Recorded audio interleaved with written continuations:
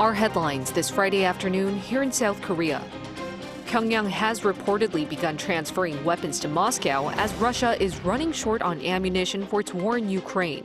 This comes after Kim Jong-un and Vladimir Putin held hours of talks at a Russian spaceport last month in the first encounter in more than 4 years. Amid Japan discharging its second batch of treated Fukushima wastewater, neighboring countries like South Korea have attended a meeting at the International Maritime Organization headquarters in London on Thursday. There, they called for consistent on-site monitoring and transparent data sharing. Unlike China and Russia, South Korea verified that Japan's first release met international standards. We're just ahead of COP28, and this year the United Arab Emirates will be hosting the annual UN Climate Change Conference. The UAE's energy minister spoke to Arirang News, reiterating the importance of the two countries reaching net zero, mainly through nuclear energy and by exporting hydrogen. We start with news related to North Korea. There's been speculation that the reclusive regime secured an arms deal with Russia when Kim Jong-un and Vladimir Putin met in September. And now America's CBS News reports that Pyongyang has begun transferring artillery to Russia for its war in Ukraine. But no details were given in terms of the nature or conditions of the deal. Kim Jong-sil starts us off. North Korea is reportedly providing Russia with weapons. According to CBS News on Thursday, a U.S. official told the American news channel that the move bolsters Russian President Vladimir Putin's forces some 20 months into their invasion of Ukraine. CBS called the North Korean support a possible culmination of the summit last month in Moscow when Kim Jong-un made a rare train trip to meet Putin in person. Putin implied after the summit that he and Kim had discussed military cooperation, and CBS said to at least some degree, the cooperation appeared to be taking shape this week. The news outlet, however, added that it's unclear whether the artillery transfer is part of a new long-term supply chain or a more limited consignment. It is also unclear what North Korea is getting in return for the weapons. Meanwhile, the White House has strongly condemned Russia for Thursday's attack on civilians in eastern Ukraine. White House Press Secretary Karine Jean-Pierre said it's horrifying if you go to grocery stores with your kids, an explosion happens and bodies are everywhere. This is, again, what the president keeps talking about over and over again. We have to continue to support the people of Ukraine because this is the horrifying nature that they live in every day. The press secretary added that President Biden will give a major speech on continuing to support Ukraine, possibly without going through Congress. The announcement comes as U.S. House Speaker Kevin McCarthy's removal from his role makes it challenging for Congress to debate over future U.S. support for Ukraine. Kim Jong-sil, Arirang News. Despite the West accusing Russia of violating many UN Security Council resolutions, Moscow doesn't seem like it will stop. Russian President Vladimir Putin said on Thursday that the country has successfully tested a nuclear-powered global-range missile. Putin also warned of possibly resuming nuclear tests that it has not conducted for the past 3 decades. Lee Seung-jae reports. Russian President Vladimir Putin announced Thursday that Moscow has successfully carried out a test of a new generation of nuclear-powered cruise missiles capable of carrying a nuclear warhead. Nuclear-powered missiles have virtually unlimited range. According to Russia's state news agency RIA Novosti, citing President Putin, the successful test of the Burevestnik, a global-range cruise missile with a nuclear installation, a nuclear propulsion system, was conducted. In an appearance at the Valdai Forum in Sochi, the Russian leader spoke to analysts and journalists and announced that Russia had also almost completed work on its Sarmat intercontinental ballistic missile system, which would also mark another key element of its new generation of nuclear weapons.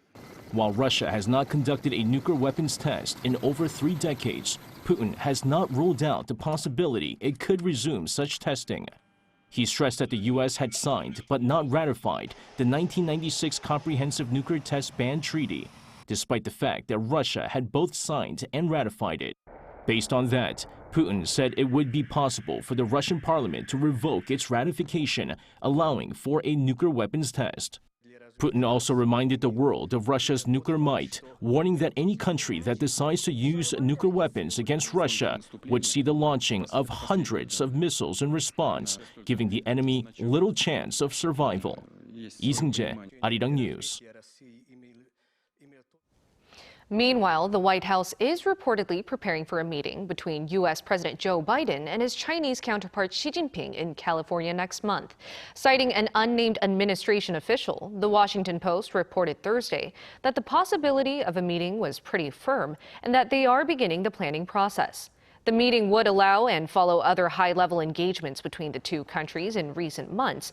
4 senior U.S. officials have traveled to Beijing recently, and Chinese Foreign Minister Wang Yi plans to visit Washington in the coming weeks. Biden and Xi last met in November last year in Bali on the sidelines of the G20 summit, where they emphasized the importance of face-to-face diplomacy and expressed hopes of getting the two countries' relations back on track. Japan has started releasing the second batch of Fukushima wastewater in the ocean. South Korea, at a meeting of the International Maritime Organization, said that the previous discharge met international standards. China and Russia, on the other hand, continue to heavily criticize Japan. Lee Soo-jin tells us more. International opinion remains divided over the Fukushima wastewater discharge. South Korea's Ministry of Oceans and Fisheries said during a meeting at the International Maritime Organization on Thursday that the first discharge of treated wastewater from the Fukushima nuclear power plant met international standards. During the meeting to discuss the London Convention and Protocol, which prohibits the dumping at sea of certain hazardous materials, South Korea emphasized that the international community must continue working together to ensure that the Fukushima discharge does not affect marine life. It also requested the continued sharing of data with transparency. Other nations, however, were more critical of Japan. The representative from China lambasted the discharge and referred to it as a selfish and irresponsible act, calling for in-depth discussions on whether it falls under what the London Convention and the Protocol sees as the dumping of hazardous materials. The Russian representative also said that Moscow views the discharge as a violation of the Convention and the Protocol. The U.S. representative, however, strongly supported Japan, urging the other nations to rely on science and not to spread false information. The U.S. representative also added that discussions regarding the discharge should be held at the International Atomic Energy Agency, not at the IMO. While Japan continued to reiterate its stance that the discharge complies with the Convention's regulations on marine dumping, no clear consensus was reached during the session. Lee Soo-jin, Arirang News. South Korea's Air Force achieved a major milestone on Thursday. Its FA-50 fighter jets achieved a record of 100,000 flight hours with 0 accidents. The Air Force on Friday explained how it took them around 10 years to achieve this feat. The FA-50 took its first flight in 2013 and since then has flown some 55 million kilometers, equal to over 140 trips from the Earth to the moon. Around 60 FA-50s are currently operating in South Korea. The Philippines has been operating the fighter jet since 2015, and Poland plans to receive a total of 48 FA-50s by the year 2028.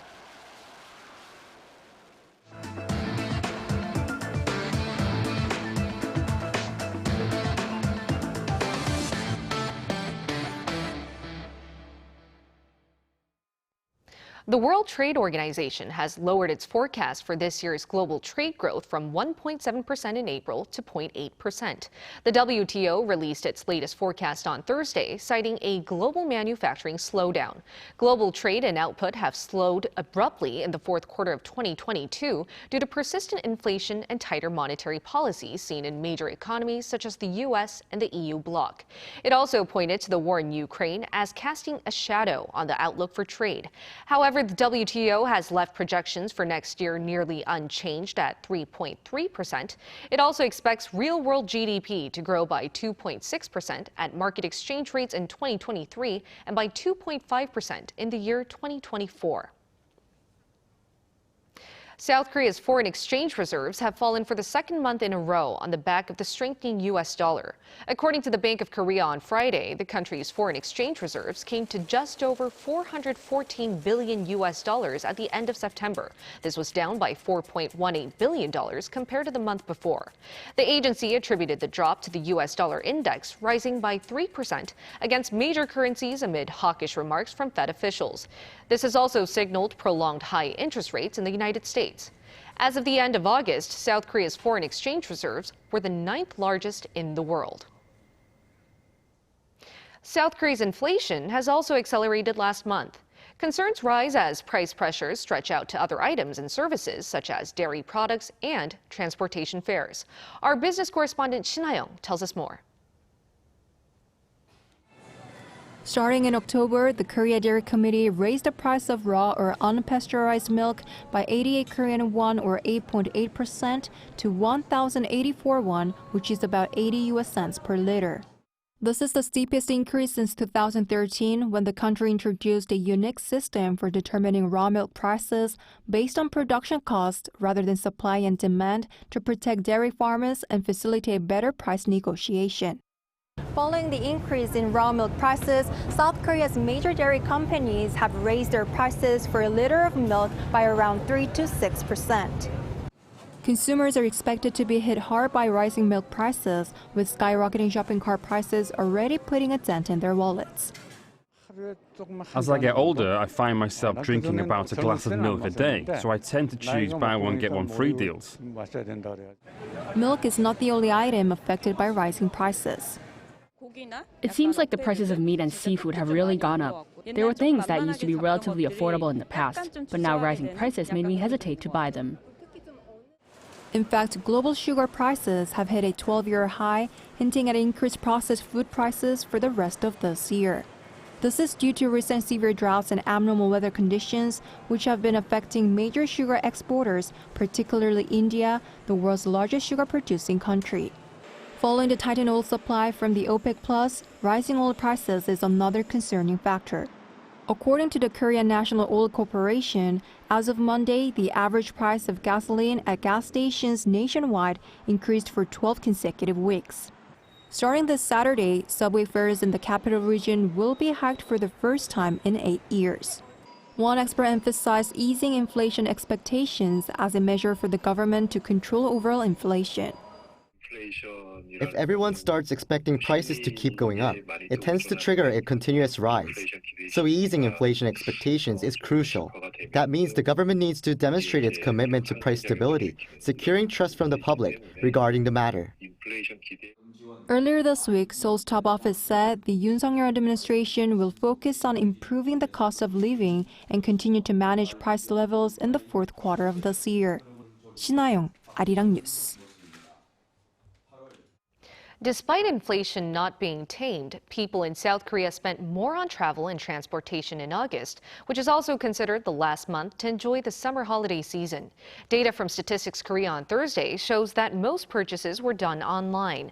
Travel and transportation transactions surged a little more than 29% to 2.2 trillion won, or around 1.6 billion US dollars. That's the highest ever on record on a monthly basis. Online shopping for food and beverages rose slightly more than 5% to reach an all-time monthly high as people prepared for the Chuseok holiday. This led to the total value of online consumption rising 6.1% compared to a year earlier to 19.1 trillion won, which is around $14 billion, the second highest amount on record. The Nobel Prize in Literature was awarded according to schedule on Thursday afternoon. The honor went to Norwegian author Jon Fosse, who is one of the most widely performed playwrights in the world and was awarded the biggest prize in global theater, the Ibsen Award, back in 2010. The Swedish Academy said he was selected for his innovative plays and prose, which gives voice to the unsayable. The remaining Nobel Prizes to be announced are those in peace and economic sciences, due on Friday and next Monday, respectively. In other news, pine trees are known for their abundance of phytoncides. Extracting pine tree oil abundant in these phytoncides is a growing business in South Korea. Chung Eun-ju has the details. People walk along a path through an area densely populated with pine trees when a sudden shower begins. Pine forests are famous for phytoncides. Maybe it's because it's raining today, but the scent of it seems stronger. This pine forest covers an area equivalent to 7 soccer fields and was established in the 1970s.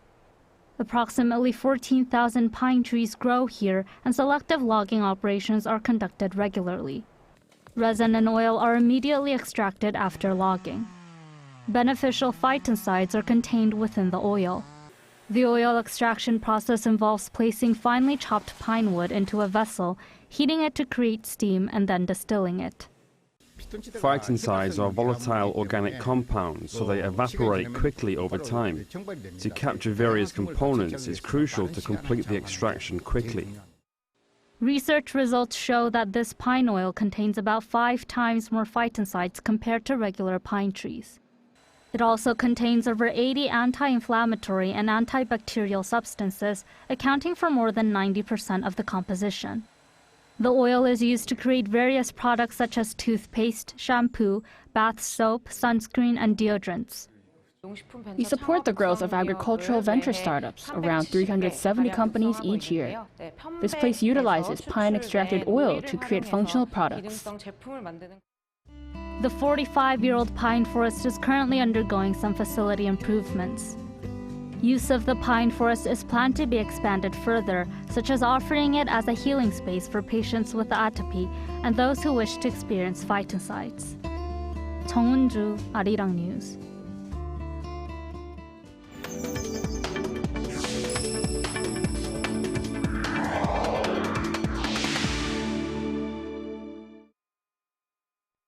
We're just ahead of the 28th UN Climate Change Conference, and this year, the UAE will be hosting.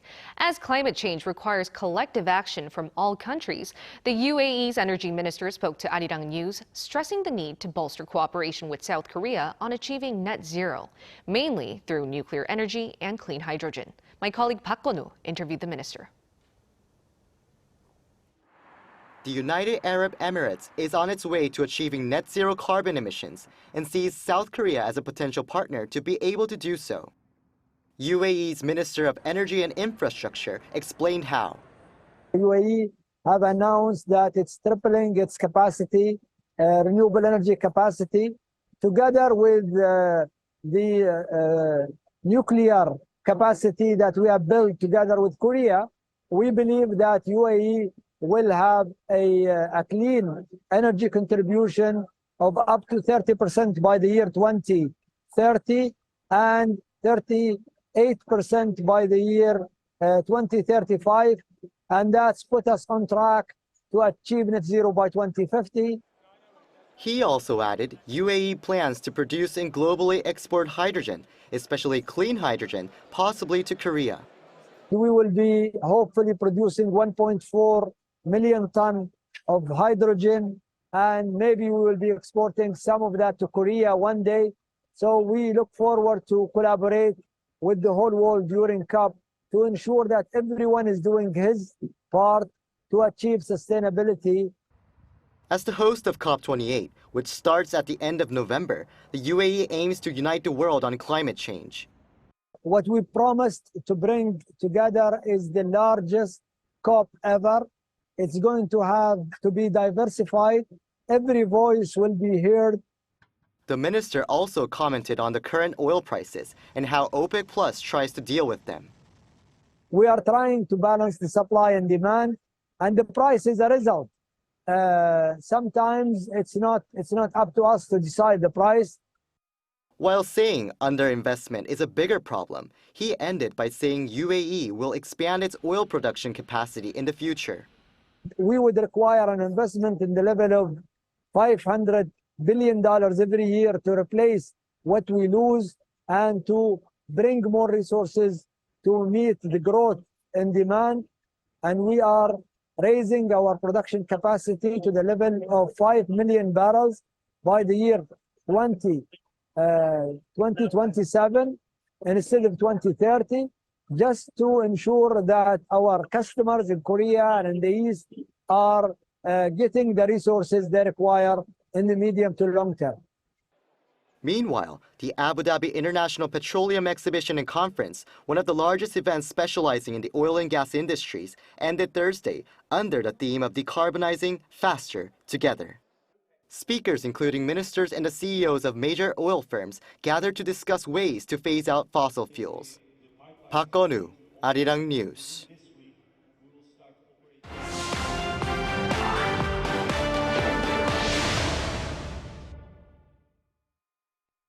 Now at the Asian Games in Hangzhou, the South Korean women's hockey team has advanced to gold medal after beating Japan. Team Korea also picked up 2 bronze medals in weightlifting and wrestling. Matthew Ashley has the details. We begin with hockey, where South Korea's women's team has advanced to the gold medal match after beating Japan 4-3 in a semi-final penalty shootout. South Korea were leading Thursday's match by 2 goals at the end of the third quarter, before 2 late goals by Japan took the match to a shootout. The South Korean team will now be looking to secure their 6th gold in the event when they come up against China in the final on Saturday at 7:30 p.m. Korea time. Moving on to weightlifting, South Korea bagged a bronze medal in the women's 76-kilogram class.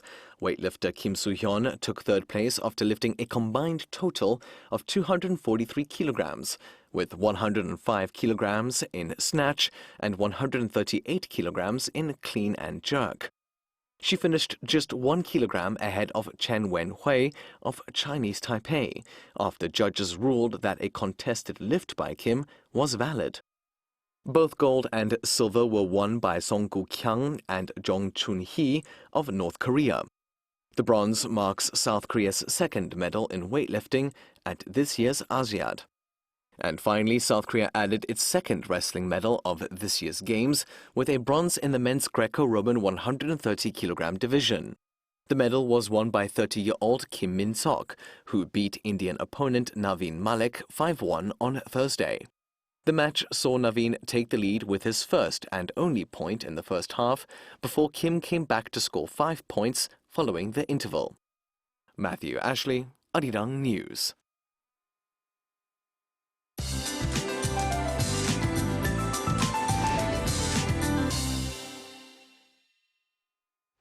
Good afternoon. It felt nothing like early October this morning. We almost needed a cozy sweater for our morning commute.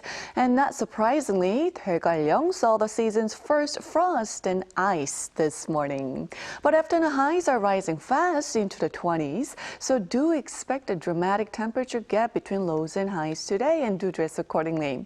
It's always better to dress a bit warmer when we're heading into the colder month. Afternoon highs are 2 to 3 degrees higher this afternoon under a fair amount of sunshine nationwide. Seoul and Daegu see highs of 22 degrees Celsius, Gyeongju topping out at 24 degrees. And those in the southern parts of the country will notice more clouds moving in this afternoon. Then there will be light rain through Sunday, but the rest of the country will enjoy fine autumn weather under mostly cloudy skies with more seasonal temperatures for this upcoming 3-day weekend. Then next week looks to be sunny and dry. Well, that's Korea for you, and here's a look at the international weather conditions.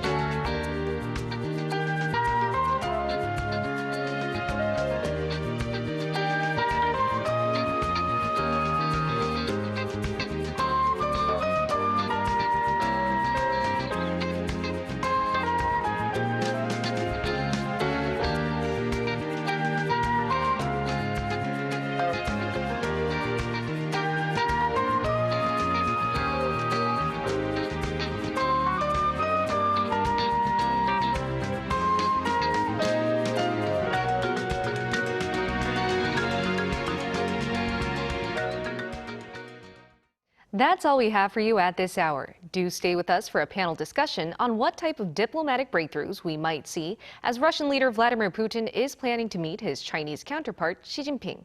Thanks for watching Friday's edition of the Daily Report. We'll bring you the latest here in Seoul at this time again next week.